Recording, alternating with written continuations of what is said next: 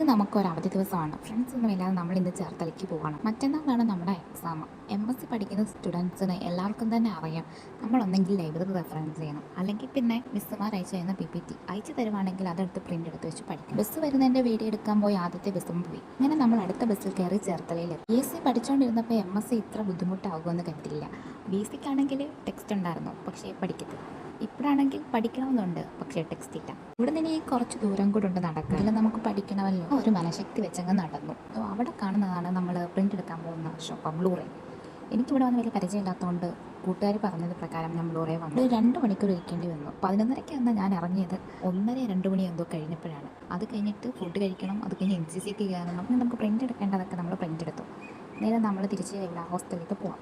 അപ്പോൾ തന്നെയല്ല, കുറച്ച് മുന്നേ തന്നെ ബസ് കിട്ടി. ഞാനിലെത്തുന്നതിന് മുന്നേ തന്നെ ഒരു ബസ് കണ്ടു. എന്നാൽ കൈ കാണിക്കാനുള്ള ഒരു മനഃശക്തി ഇല്ലാത്തതുകൊണ്ട് ഞാൻ നേരെ സ്റ്റാൻഡിലേക്ക് നടന്നു. അങ്ങനെ അവിടെ കുറേ ഇരുന്നപ്പോൾ നമ്മുടെ ആലപ്പുഴ വണ്ടി വന്നു. അതിൽ കയറി നമ്മൾ ഹോസ്റ്റലിലെത്തി.